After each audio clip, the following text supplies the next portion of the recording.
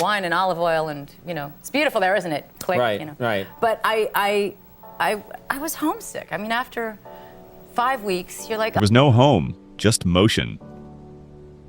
That's how Diane Lane described her childhood, a life of constant change and uncertainty. But from that unstable beginning, she rose to become one of Hollywood's most enduring stars. Yet, even as she conquered the silver screen, her personal life was a battlefield of love and loss. What drove her to keep going, and what secrets does she still hold close? In the dazzling chaos of Hollywood, where beauty can open doors and talent can make you a legend, one woman stood out not just for her face, but for the quiet strength behind her eyes. Diane Lane was a star who captivated the world, yet carried a secret ache that no spotlight could soothe. What was it about her life that made her both adored and alone? Let's step into the untold story of Diane Lane, a tale that begins not with glamour, but with a heart already learning to mend itself. Born on January 22, 1965 in New York City, Diane Lane arrived in a world where love was as fleeting as a stage curtain's fall. Her mother, Colleen Farrington, was a nightclub singer and former Playboy centerfold, her charisma a magnet for attention but not for stability. Her father, Burt Lane, was an acting coach who could teach others to bare their souls, but struggled to anchor his own family. Their marriage unraveled just 2 weeks after Diane's birth, when Colleen fled to Mexico with her newborn daughter, seeking distance from a life she couldn't hold together. It was the first of many times Diane would feel the weight of being left behind, a lesson that would shape her more than any script. Diane's childhood was a patchwork of fleeting homes and borrowed spaces. There were no steady walls, no familiar beds, just the dim glow of dressing rooms and the sharp voices of adults in the next room. Safety was a dream, love a guest that never stayed long. When custody shifted to her father, life didn't settle. They drifted from one hotel to another, rooms with flickering neon signs and worn-out carpets, where Diane slept on fold-out cots or bundled in towels when blankets were scarce. She learned to pack light, to move quietly, to blend into the shadows. Riding in the back of her father's cab during his late-night shifts, she watched New York's lights blur past. A silent girl with wide eyes, learning to be small so no one would leave again. There was no home, she once reflected, just motion. But what happens when a child learns to disappear before she's even found herself? At 6, Diane discovered a place where she could be seen. The stage. At the La Mama Experimental Theater Club, she stepped into the spotlight, not for fame, but because it was the only place where her voice mattered. Acting became her sanctuary, a world where emotions were allowed to breathe. By 13, she faced a choice that would define her life: stay on Broadway or chase Hollywood's unpredictable dream. She chose film, and Hollywood chose her back. Her debut in A Little Romance, 1979, alongside Laurence Olivier, wasn't just a role, it was a coronation. Olivier called her the new Grace Kelly, and Time magazine put her on its cover, declaring her Hollywood's brightest new star. But being seen by the world doesn't mean being understood. Stardom wrapped Diane in a glow that hid its sharp edges. She starred in films like The Outsiders, 1983, and Rumblefish, 1983, embodying rebellion and longing with a depth that belied her age. Critics dubbed her the muse of a generation, the girl with sad eyes who could break your heart with a glance. But off-screen, she was still the child from those hotel rooms, always waiting for the next door to close. She acted so well that the world forgot to ask if she was okay. And then, the tide turned. Her big projects, Streets of Fire, 1984, and The Cotton Club, 1984, stumbled at the box office. At just 19, the press turned on her, calling her overexposed, a star who'd burned too bright too fast. Exhausted and disillusioned, Diane did the unthinkable. She walked away. She returned to Georgia, where her mother had once taken her during a bitter custody battle, and vanished from the spotlight. What did she find in that silence? That's a mystery she's kept close, but it changed her forever. When Diane returned, she wasn't the same. She didn't chase fame, she let it come to her. Roles in Lady Beware, 1987, and The Big Town, 1987, showed a new depth, but it was her performance in the 1989 miniseries Lonesome Dove that reminded the world of her talent, earning her an Emmy nomination. By 1999, she took on A Walk on the Moon, playing a woman who defies convention and grapples with the fallout. Critics praised her as meltingly effective, but for Diane, that it was more than a performance. It was a mirror to her own journey of breaking free and rebuilding. She'd been Hollywood's darling, then its outcast, and now its quiet phoenix. But Diane's personal life carried its own storms. In 1988, she married actor Christopher Lambert, believing she'd found her anchor. They met while promoting The Cotton Club, a film that flopped but sparked a love that felt like home. Their wedding in New Mexico was simple, a rare moment of stillness for a woman always in motion. In 1993, they welcomed their daughter, Eleanor, a light in Diane's life that outshone any marquee. For someone who'd grown up with love that slipped away, Eleanor was a reason to believe in permanence. But could love really stay this time? By 1994, their marriage ended, leaving Diane to navigate the familiar ache of loss, a wound that echoed her childhood. Yet Diane's story is one of resilience. In 2002, she delivered a tour de force performance in Unfaithful, earning an Academy Award nomination for her portrayal of a woman torn between duty and desire. The role wasn't just a career peak, it was a testament to her ability to channel pain into art. She continued to shine in films like Under the Tuscan Sun, 2003, and Hollywoodland, 2006. Each role a step toward reclaiming her place in Hollywood. In 2017, she surprised fans by joining the DC Universe as Martha Kent in Justice League, bringing warmth to a superhero saga and connecting with the new generation. As the echoes of Part 1 fade, Diane Lane's story unfurls into a chapter of tender dreams and silent unravelings.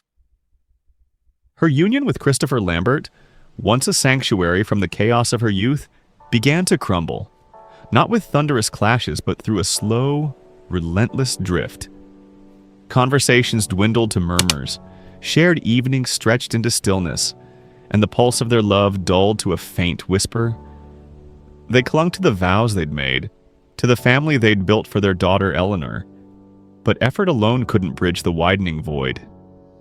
By 1994, the end arrived, not in a blaze of scandal, but with the quiet scratch of pens on divorce papers. No custody battles or public venom, just two souls once intertwined, now stepping apart with a sorrow too deep for words. Diane never cast blame. She didn't need to. The ache wasn't born of betrayal, but of a love that slipped away, leaving nothing to fight against. Just a hollow where warmth once thrived. She carried that loss privately, her elegance a mask for a grief the world never glimpsed. A woman who dared to rewrite her past only to see it slip through her fingers. Motherhood became her lifeline. Eleanor, her unwavering star in a sky of shifting constellations.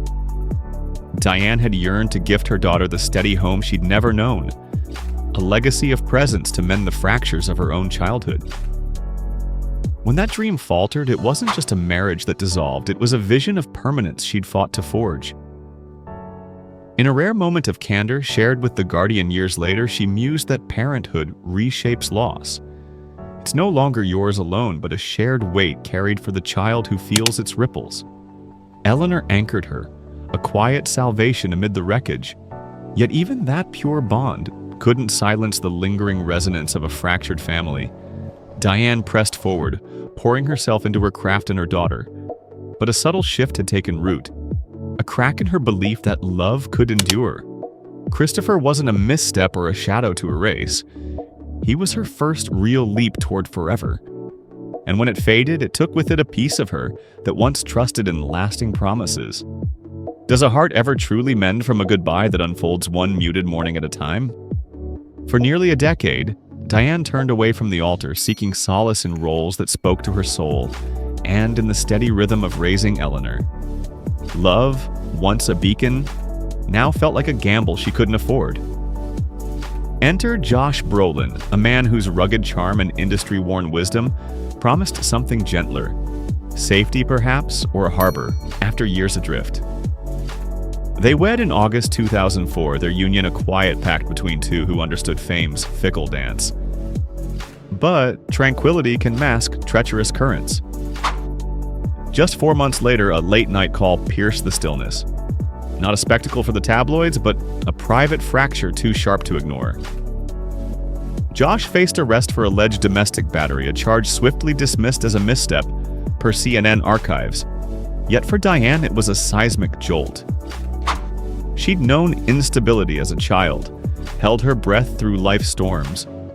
Could she withstand it again from the one meant to shield her?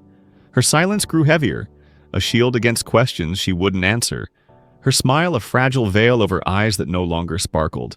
She lingered in the marriage, not from surrender, but from a dread of seeing another bond crumble, of proving she couldn't hold love steady, of scandal or betrayal.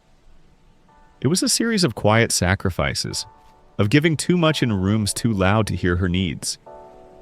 To love in fragments, to be everyone's dream but no one's home. How does one carry such a burden without breaking?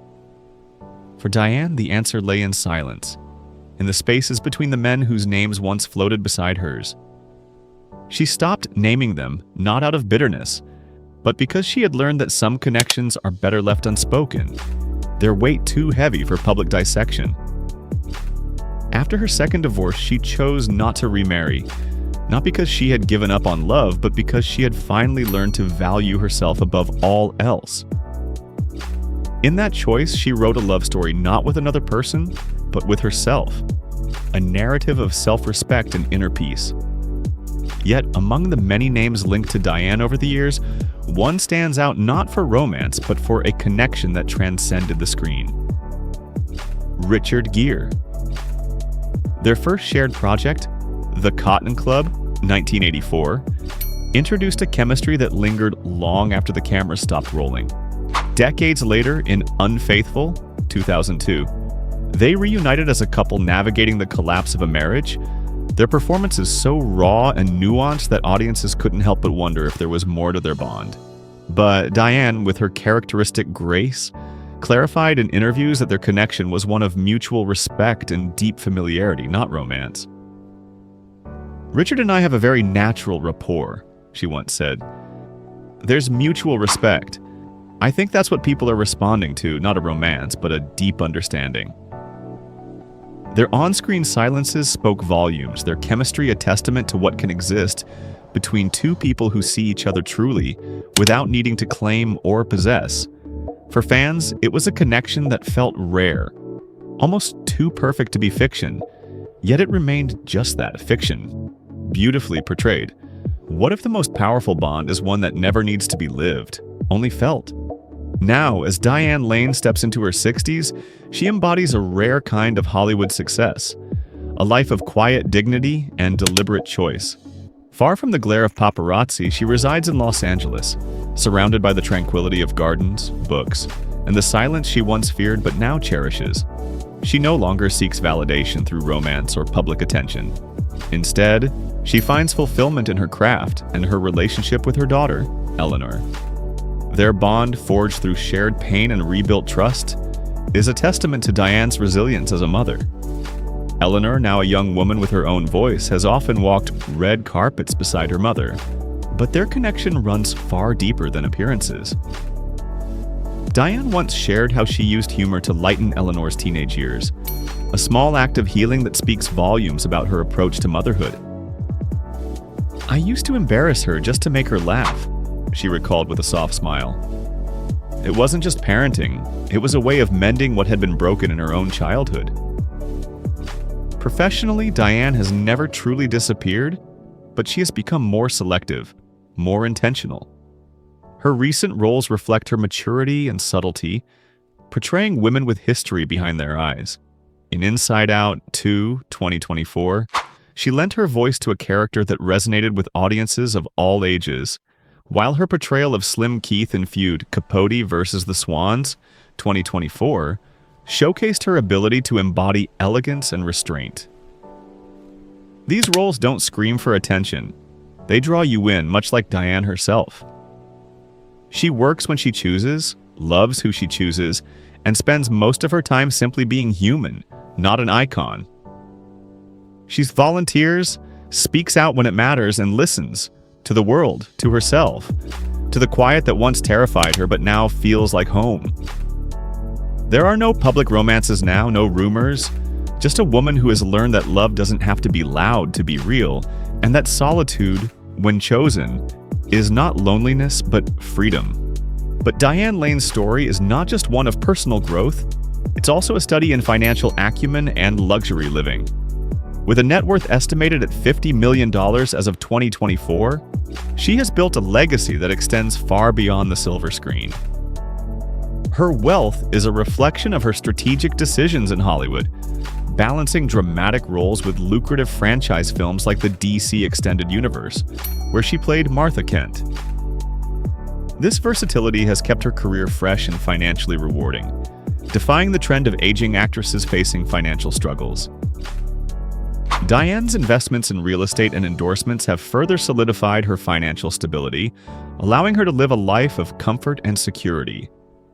While specific details of her properties remain private, it's known that she values tranquility and privacy, likely owning homes in exclusive neighborhoods that offer both. Her taste for luxury is evident in her classic style, often seen in elegant, timeless attire and accessories, including high-end watches that symbolize her success and sophistication. As for luxury cars, Diane is known to appreciate quality over ostentation, possibly owning a vintage model that reflects her appreciation for craftsmanship and history. Business ventures and brand collaborations, though not her primary focus, have been part of her financial strategy, with her name lending prestige to causes and products that align with her values. Her involvement in charities like Heifer International and Artists for Peace and Justice not only showcases her philanthropic spirit but also enhances her public image, potentially leading to lucrative partnerships. Insurance policies, crucial for protecting her assets and career, are likely comprehensive, ensuring she is shielded against unforeseen risks. From a financial perspective, Diane's career offers key lessons: the importance of balancing artistic integrity with commercial success, investing wisely for the future, and maintaining privacy to protect one's personal brand. Her ability to navigate Hollywood's complexities while securing her financial future is a testament to her intelligence and foresight. Diane Lane's journey is a testament to resilience, a story woven from the threads of a turbulent childhood, fleeting loves, and a relentless pursuit of authenticity in a world that often demands illusion. From the unsteady rooms of her youth to the dazzling lights of Hollywood, she faced heartbreaks that didn't make headlines but shaped her soul. She didn't just survive the spotlight, she carved out a space of quiet dignity, choosing roles that spoke truth and a life that honored her own heart. Her bond with her daughter, Eleanor, and her measured steps back into projects like Feud, Capote vs. the Swans, show a woman who has learned to embrace peace over chaos, substance over flash. Her story reminds us that strength isn't always loud. It's in the silences, the choices, the courage to keep going when the world expects you to falter. We've got new stories coming, diving into the triumphs and trials of legends whose lives are as complex as the roles they play. Trust us, you won't want to miss what's next. Diane Lane's legacy isn't just in her films. It's in the way she's shown us that even in a world of fleeting fame, authenticity endures. Her life, at 60, is a quiet rebellion against a culture that often forgets to see the person behind the star. So, as we close this chapter, let's linger on this. Diane Lane didn't just light up the screen. She reminded us that the truest stories are the ones we carry in silence, shining brightest when we dare to be real.